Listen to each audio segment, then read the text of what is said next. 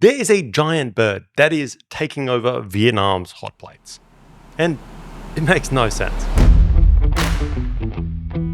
Ostrich is replacing beef in Vietnam's best breakfast. But believe it or not, we've actually been here before. Ostrich has been the meat of the future. So today I'm digging in to one of the greatest breakfasts on earth, showing how the next red meat just completely failed and how here in Vietnam, there's the beginnings of an unlikely comeback. And finally, we're gonna see what it's all about, because how can you improve on a perfect breakfast?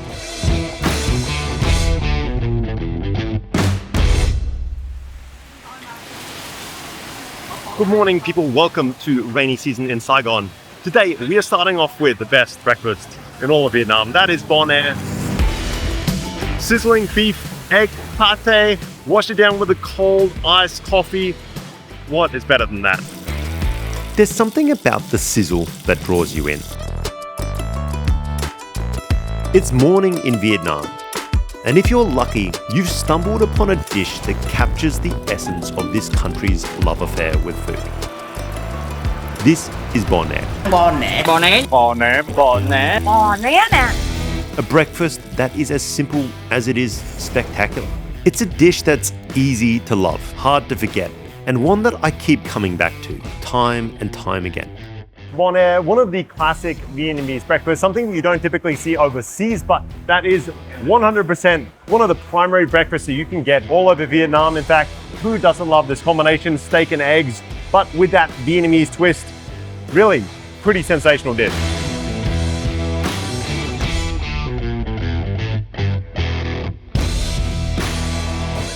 And that is pretty much perfection. As good as a breakfast can get.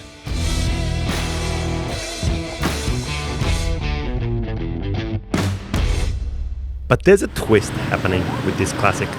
Ostrich has joined the menu. Not a replacement, mind you, but an option. Suddenly, where once there was only beef, now there's this lean red meat that promises the same satisfaction, but with a twist.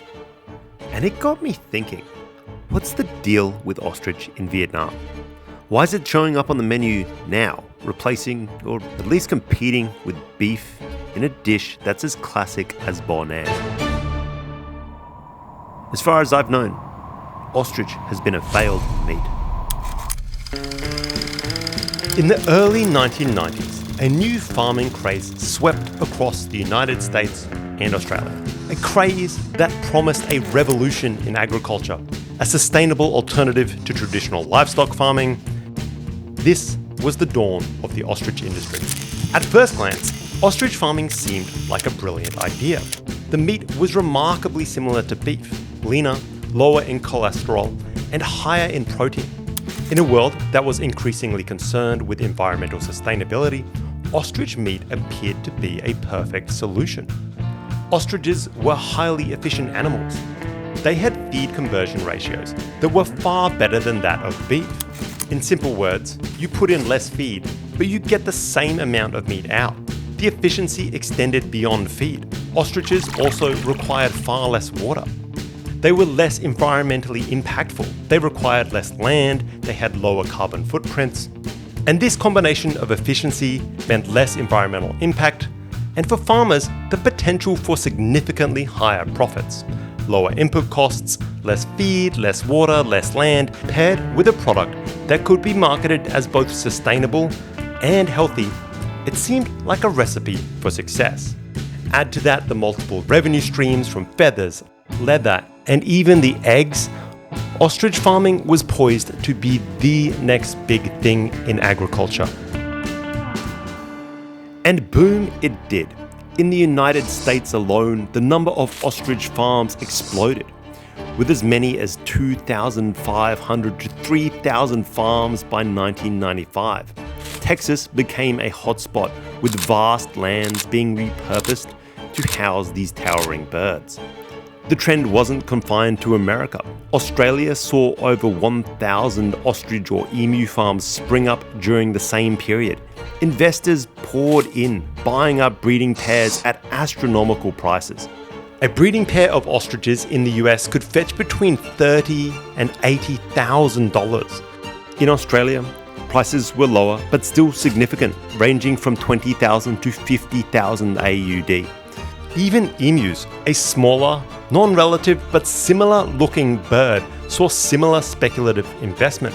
Breeding pairs went for $10,000 to $25,000 in the US and a similar amount in Australia.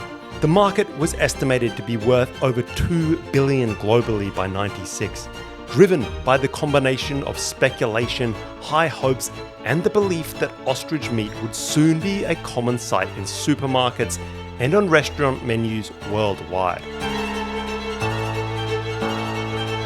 But as quickly as the industry rose, it began to crumble.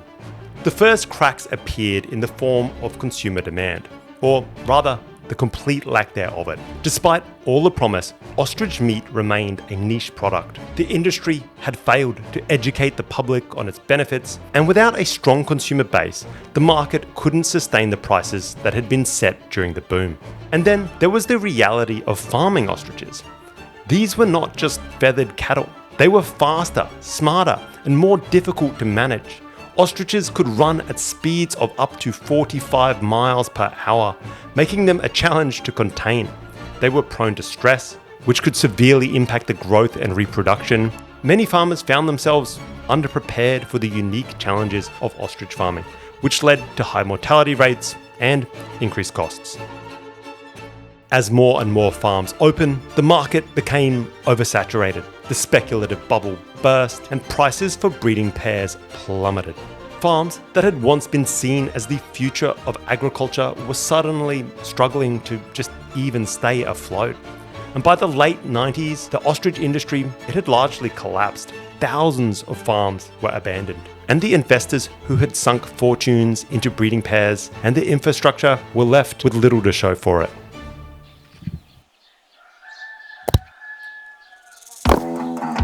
Ostrich farms in Vietnam are plentiful, but they are small scale.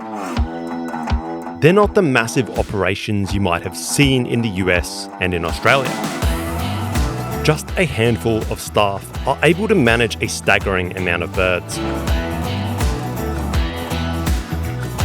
So to see how it goes down, we're starting out in a nursery near Saigon. Hi, Can.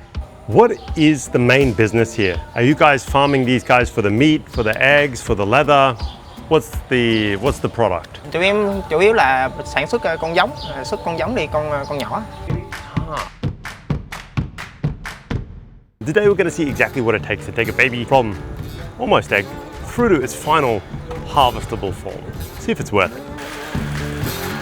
This is not real rain. I don't know what's happening. It started raining. These guys are cute. I've never seen tiny little ostriches before. They are super cute. It's crazy to believe that they turn into these 3-meter tall giants. Wild. The first stop is the incubation room. There's no eggs at this time.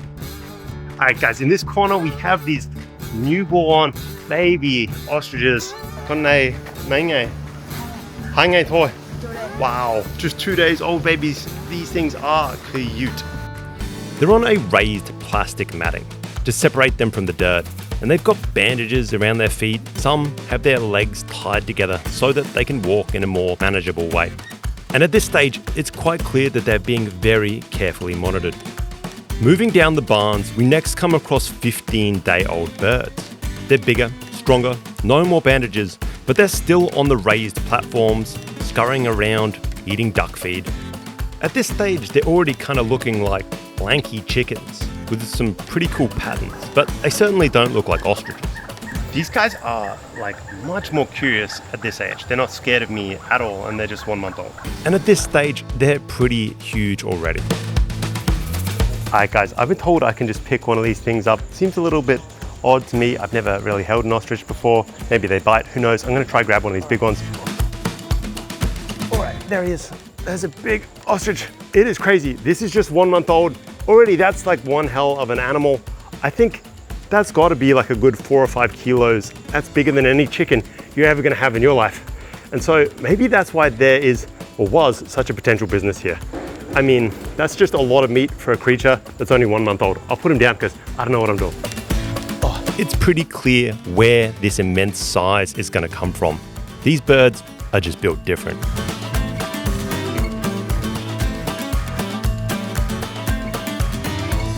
Finally, we take a tour down the breeding and egg-laying area.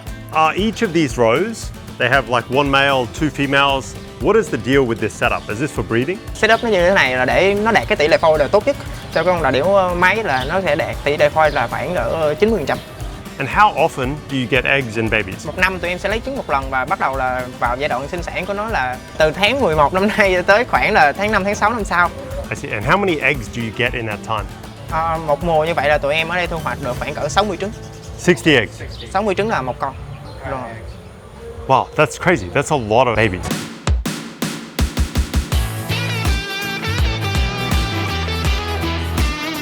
Okay, maybe I have not been watching enough Discovery Channel, but the noise of these things make is insane. I swear I thought it was coming from one of these speakers. It is a deep, deep rumbling. It is incredibly loud. The entire neck puffs up.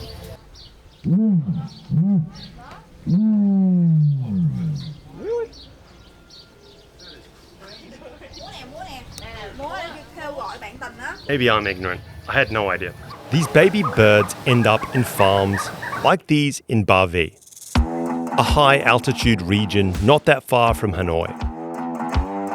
People, I am back with Lila out here in Ba Vi, and we have arrived at what looks like an ostrich farm. Yeah, one of the biggest, largest bird on earth. First time I see it actually.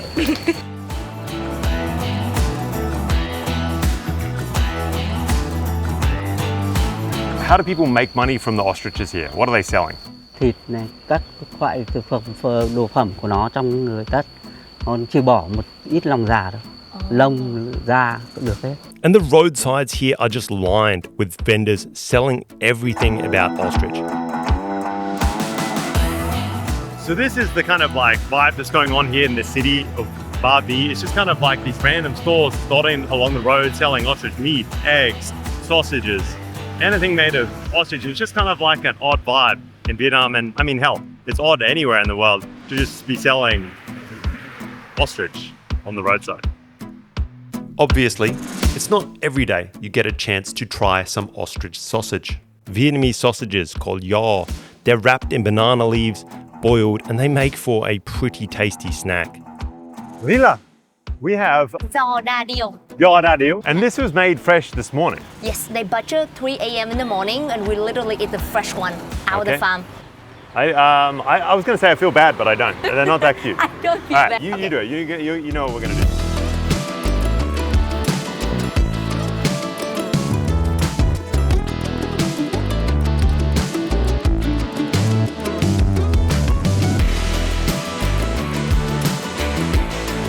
To me, it just kind of tastes like a beef sausage. It's kind of peppery. It's obviously super warm, like almost too hot to bite into, right? It's just like one of the big advantages of ostrich is that everything is used, and this is one of the ways. Yeah. And it's really good. It's good. I like it. And all around these parts are small, independent ostrich operations. Unlike the nursery, these farms are about growing out birds and processing them for meat. But the setup is relatively similar, 10 to 15 pens, but rather than just 3 birds, each holds 20 to 30 towering ostriches. These guys can weigh up to 150 kilos each. And these giant guys, they roam freely in these relatively large enclosures. It's called elephant grass because they're huge. Huh. So this grass behind it is probably one of the main reasons that they are so willing to raise ostriches and cows here. This elephant grass is the most common food in Vietnam for this kind of creature. They don't seem that picky though. After grabbing some herbs off the side of the path, they're more than happy to dig right in. This farm has a few different ages of bird. They're getting fed up every day, soon to hit the market. What's the main product? Are people mainly buying the meat, the eggs? I know he said that they utilize everything, Yeah. but is there like a primary product? Thịt với cả dạ dày. Stomach. Yes, stomach. Vì sao lại dạ dày ạ? Dạ dày của con gà đã điểu nó to đấy. Cái dạ dày như dạ gà của mình. Người ta thích ăn nhậu ạ? Nhờ cái nhậu nhờ. For drinking, nhậu. Nó ngon, nó giòn. Ah, I see. So this is kind of like you go to a dinner, you eat some ostrich. Yes, a little ostrich bit stomach. ostrich stomach. Yes. It's not just the meat that's becoming popular here though. Leather artisans here are quickly gravitating towards this large supply of high quality leather. Good day, people. We are now back in Saigon visiting my friend Thang to see how he is transforming, in this case, ostrich leather into beautiful pieces of art. And he's making good money doing it. Hit him up in the link in the description. My friend Thang is going to be making us a card wallet from ostrich. We're starting out with a blue tanned ostrich skin. I imagine ostrich is like a lot cheaper than alligator. What's it like to work with as a leather? Nó cũng khó ngang ngửa như cá sấu, nhưng mà so về cái da về nó hoàn thiện thì nó rất là giống da bê. Đó, da bê, da cù, tại vì cái chất liệu rất là mềm. Nhưng mà về cách làm xử lý, mình lạng rồi mình phải spin bằng tay. To begin with, the quill dots left from the feathers are hammered flat, leaving the pebbled pattern but flattening out the leather. Next, a pattern is used to cut the sleeves and the holder to shape. The edges are thinned and tapered off with a scalpel. And now for the curveball. We're going to be adding a touch of croc just to break up the color and add a bit of texture. Thank you. Alright, so obviously this is primarily just an ostrich card wallet, but we do have a little bit of Himalayan crocodile. Rest assured, there are no snow-dwelling mountain crocodiles that you haven't heard about.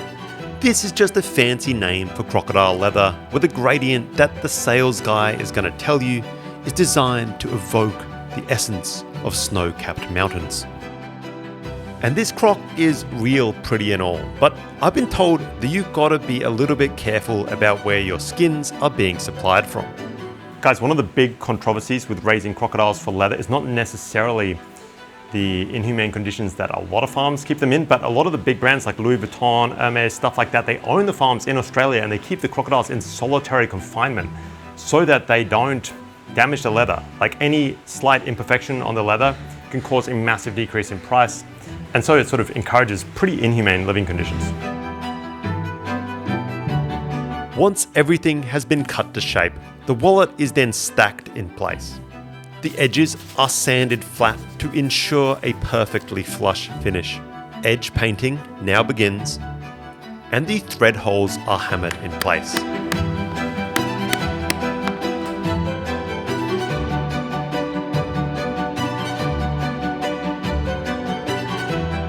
A small gift from Mr. Thang. We stitch everything together, and finally we add one last coat to the edging. And there we have it. Our ostrich leather card wallet is complete, made entirely in country.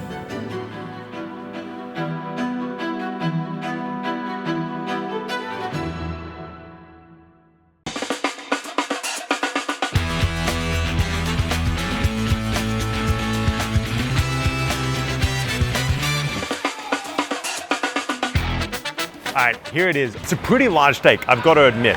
We have We have some nice pink in the middle of this ostrich steak and a lot of pepper. Green peppers hanging on top. I'm imagining some of that flavor is going to come through.